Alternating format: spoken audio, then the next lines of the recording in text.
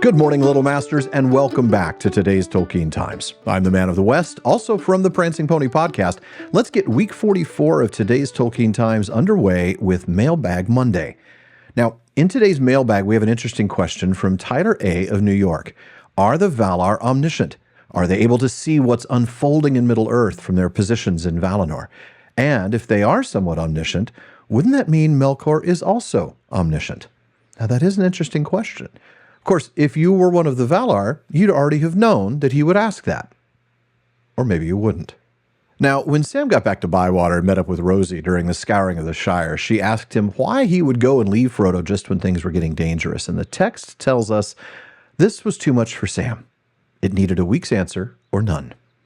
I kind of feel like this is one of those questions. It either needs a week's answer, like listen to most of season 1 of the PPP, or no answer at all. But I'm going to try. And the first place that we should go if we're trying to understand the nature of the Valar is the Silmarillion. And we'll start with Ainulindale, the music of the Ainur. Now, the first thing to know is that the Valar are created beings. The very first line, there was Eru the One, who in Arda is called Ilúvatar, and he made first the Ainur, the holy ones, that were the offspring of his thought, and they were with him before aught else was made. Okay.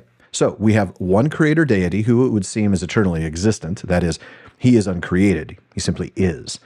Eru then creates a group of beings called the Ainur. They are the offspring of his thought. Now, quick note for those of you who are not as familiar with these early legends. The Valar are simply the mightiest of those Ainur that descended into Arda when it was physically created. So they're just a subset of the Ainur. Now, at first, when they're first made out of his thought, out of Eru's thought, each of the Ainur is limited in their knowledge. The text tells us each comprehended only that part of the mind of Ilúvatar from which he came. And in the understanding of their brethren, they grew, but slowly. So, they certainly started off not omniscient, but it is strongly implied that they eventually did grow in the knowledge of one another. Then came the music. And it's beautiful and deserves episodes of its own. But we're going to move right past it to answer Tyler's question. Because after the music and Melkor's dissension and discord, Ilúvatar shows them the results. Behold your music.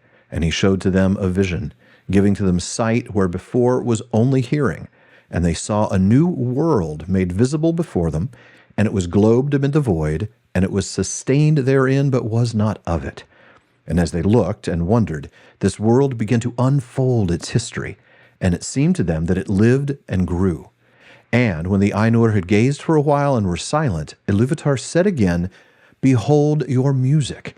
This is your minstrelsy, and each of you shall find contained herein, amid the design that I set before you, all those things which it may seem that he himself devised or added. So then we get a key consequence of this vision of the music. Because of their memory of his words and the knowledge that each has of the music that he himself made, the Ainur know much of what was and is to come, and few things are unseen by them. Now, that sounds like near omniscience, but near omniscience isn't omniscience, because a few things are still things.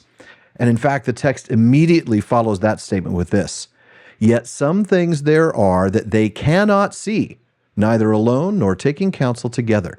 For to none but himself has Ilúvatar revealed all that he has in store. And in every age there come forth things that are new and have no foretelling.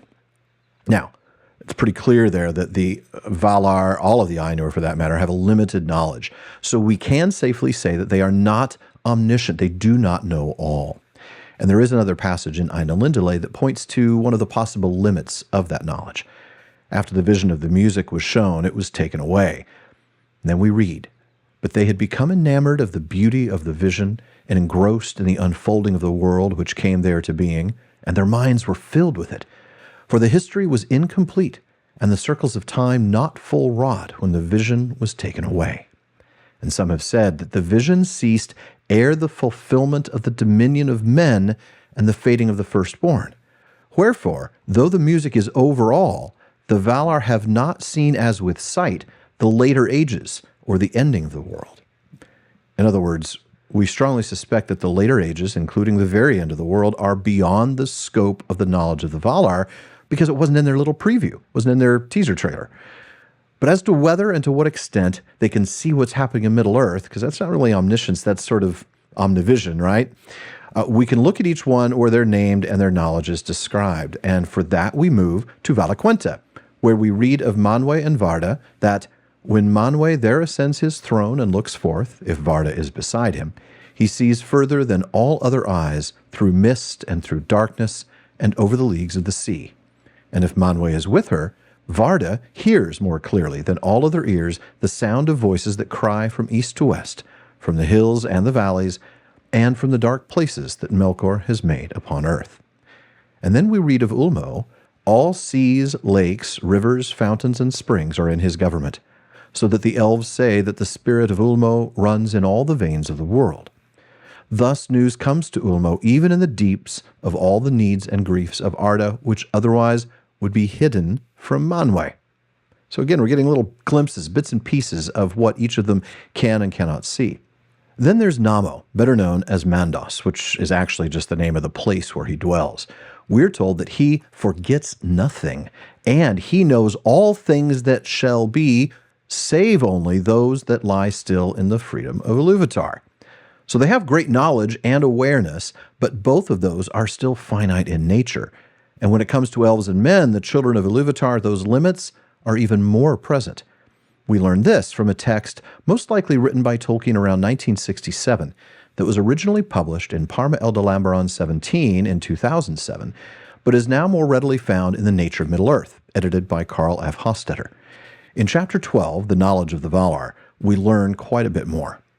To be clear, though, the chapter title doesn't refer to what the Valar themselves know. It's rather what the Eldar know about the Valar. And anyway, here are some, I think, really helpful and enlightening bits. There was, however, one element in the design of Eru that remained a mystery: the children of Eru, elves and men, the incarnate. These were said to have been an addition made by Eru himself after the revelation to the primal spirits of the Great Design. They were not subject to the subcreative activities of the Valar, and one of the purposes of this addition was to provide the Valar with objects of love, as being in no way their own subject, but having a direct relationship to Eru himself, like their own, but different from it. They were, or were to be, thus other than the Valar, independent creations of his love, and so objects for their reverence and true, entirely unself-regarding love. Now, that is certainly connected to what we read about the Valar and the children in the Silmarillion. But then the text goes on to point this out. With regard to elves and men, Eru had made one absolute prohibition. The Valar were not to attempt to dominate the children, even for what might seem to the Valar to be their good, neither by force, nor fear, nor pain, nor even by the awe and reverence that their wisdom and overwhelming majesty might inspire if fully revealed. The minds of the children were not open to the Valar, except by the free will of the children, and could not be invaded or violated by the Valar except with disastrous consequences, their breaking and enslaving, and the substitution in them of the dominating Vala as a god in place of Eru. Well, folks, I'm sure you will not be shocked to learn that Melkor, who, yes, saw the same vision that the other Ainur saw and does therefore know some things, did not exactly abide by this prohibition. That had consequences.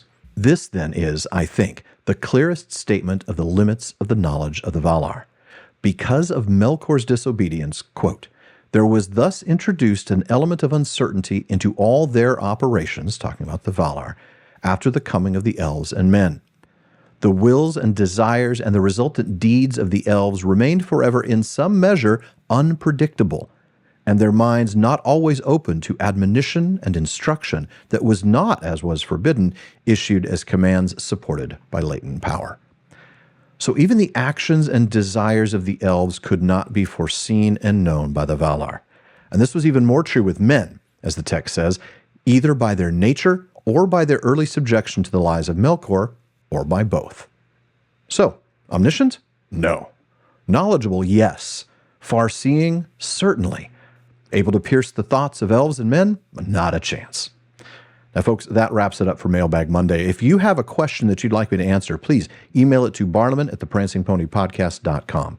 Let him know it's for today's Tolkien Times, and I'll get to it as soon as possible. with priority going to supporters of the show on Patreon. Now, if you'd like to help me keep making this show better, please visit patreon.com/Tolkien Times to find out how you can join the TTT Content Council, get a bonus episode every week, and Mailbag Priority, and more.